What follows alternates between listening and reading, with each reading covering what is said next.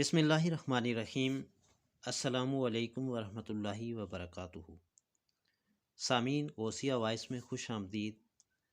آپ سے گزارش ہے کہ ہم اس ویڈیو میں آپ کو بتائیں گے کہ سید ذات کا ایک وزیر ایک بادشاہ کے دربار میں کتنا عرصہ رہا اور بادشاہ کو یہ پتہ نہ چل سکا کہ اس کا تعلق سید خاندان سے ہے۔ اس کے علاوہ دیگر خاندانوں یا ذاتوں کی پہچان کے حوالے سے بھی آپ ہماری اس گفتگو میں سن سکیں گے۔ دراصل ایک بادشاہ نے اپنے درباریوں سے یہ مطالبہ کیا تھا کہ وہ حضرت خضر علیہ السلام کو ملنا چاہتے ہیں۔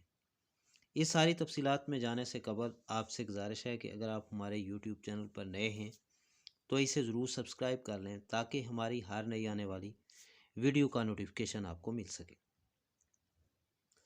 سربراہ مملکت کا دربار لگا ہوا تھا۔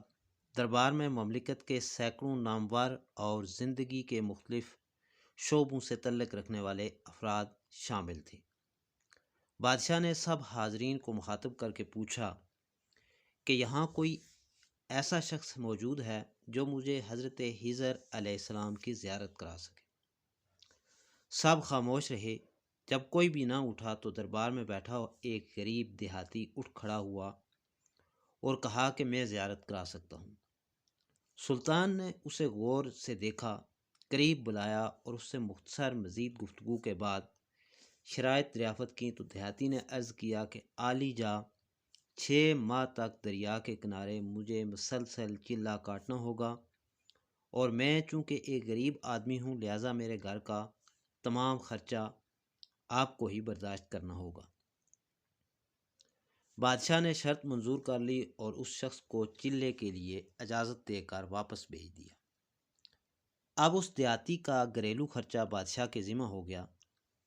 6 ماہ کے انتظار کے بعد سلطان نے اس شخص کو دریا میں یعنی دربار میں طلب کیا اور صورتحال دریافت کی تو دیہاتی نے کہا کہ حضور وہ میرے کچھ وظائف الٹ پلٹ ہو گئے تھے جس وجہ سے کام تھوڑا غلط ہو گیا ہے۔ براہ کرم مجھے 6 ماہ مزید انتظار کر لیں اور مجھے موقع دے دیں۔ میں آپ کو مایوس نہیں کروں گا۔ مزید 6 ماہ گزرنے کے بعد بادشاہ نے دربار میں اس دیہاتی کے دوبارہ حاضر ہونے پر صورتحال دریافت کی تو دیہاتی کہنے لگا بادشاہ سلامت، کہاں میں گناہ گار اور کہاں حضرت خضر علیہ السلام۔ عالی جا معافی چاہتا ہوں اور اب سچی بات بتاتا ہوں، یعنی سخت خوف اور شرمندگی کا احساس ہو رہا ہے کہ میں اس وقت آپ سے میں نے جھوٹ بولا تھا، کیونکہ میری صحت کے علاوہ گھر کے مالی حالات بھی انتہائی پریشان کن تھے۔ کچھ مقروض بھی تھا، کچھ گھر کا خرچہ بھی پورا نہیں ہو رہا تھا، بچے بھوک سے مر رہے تھے، اس لیے میں ایسا کرنے پر مجبور تھا۔ سلطان نے دیہاتی کی پوری بات سننے کے بعد اپنے وزیر قانون کو کھڑا کیا اور پوچھا کہ اس شخص کی سزا کیا ہونی چاہیے۔ وزیر نے کہا جناب، اس شخص نے بادشاہ کے ساتھ جھوٹ بولا ہے، لہٰذا غلط بیانی اور دھوکہ دہی کے جرم میں اس کا گلا کاٹ دیا جائے۔ دربار میں ایک نورانی چہرے والے ایک بزرگ بھی تشریف فرما تھے۔ کہنے لگے بادشاہ سلامت، اس وزیر نے بالکل ٹھیک کہا ہے۔ بادشاہ نے اپنے ایک اور وزیر اور مشیر خاص سے پوچھا تم بتاؤ کہ اب کیا کیا جائے۔ اس نے کہا عالی جا اس شخص نے بادشاہ کے ساتھ دھوکہ کیا ہے، اس کا گلا نہ کاٹا جائے بلکہ اسے کتوں کے آگے ڈالا جائے تاکہ یہ ذلیل ہو کر مرے اور اذیت کے عذاب سے گزرے اور اسے مرنے میں کچھ وقت بھی لگے۔ دربار میں بیٹھے اس نورانی چہرے والے بزرگ نے کہا بادشاہ سلامت، یہ وزیر بالکل ٹھیک کہہ رہا ہے۔ سلطان وقت نے آخر میں اپنے ساتھ میں بیٹھے بچپن کے ایک پرانے اور با اعتماد دوست سے پوچھا کہ یار تم اس بارے میں کیا کہتے ہو؟ اس دوست نے پہلے ان وزراء کو دیکھا جو پہلے رائے زنی کر چکے تھے، پھر اس بزرگ کو ایک نظر دیکھنے کے بعد پہلے مسکرایا اور پھر کہا بادشاہ سلامت جی، آپ کی بادشاہی سے 1 سال ایک غریب کے بچے پلتے رہے، آپ کے خزانے میں کوئی خاص کمی نہیں آئی اور نہ ہی اس کے جھوٹ سے آپ کی شان اور مرتبے میں کوئی فرق پڑا۔ اگر میری بات مانیں تو اس غریب کو معاف کر دیں کیونکہ اگر اسے قتل کر دیا گیا تو اس کے بچے بھوک اور پھر باپ کی موت کے صدمے سے بھی مر جائیں گے۔ دوست کی یہ بات سن کر محفل میں بیٹھے وہی نورانی چہرے والے بابا جی کہنے لگے، یہ شخص بالکل درست بات کر رہا ہے۔ بادشاہ نے اس بابا جی کو بڑے غور سے دیکھا کہ جن کی گفتگو سن کر وہ حیران اور ششدر ہو رہے تھے۔ ان کو اپنے پاس بلایا اور کہا کہ آپ نے میرے دونوں وزیروں اور میرے دوست کی متنازع اور متصادم رائے زنی کے باوجود تینوں رائے دہندگان کو درست قرار دے دیا، جس نے مجھے سخت تذبذب میں مبتلا کر دیا ہے۔ آپ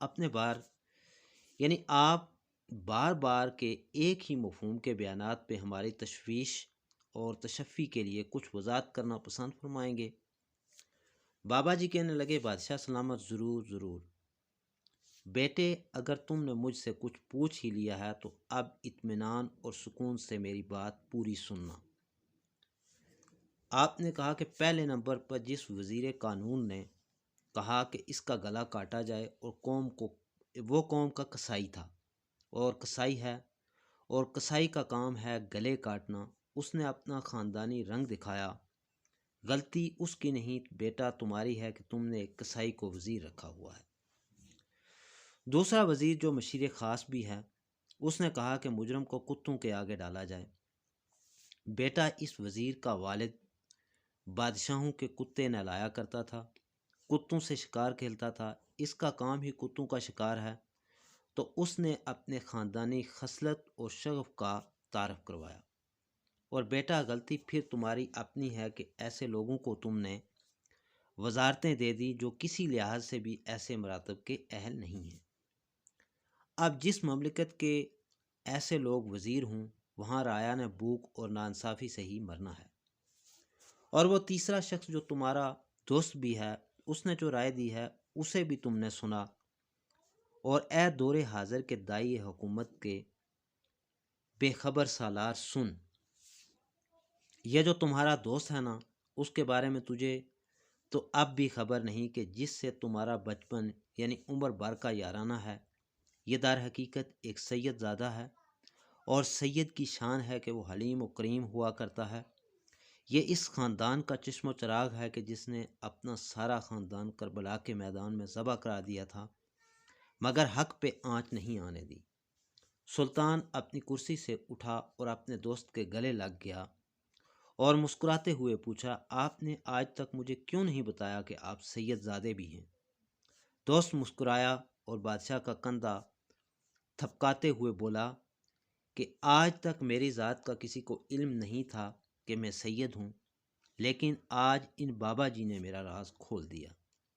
اب اگر اس بزرگ ہستی نے میرا راز کھول ہی دیا ہے تو میں بھی ان کا تعارف ضروری سمجھتا ہوں کہ یہ بابا کوئی عام شخص نہیں، یہ حضرت خضر علیہ السلام ہے۔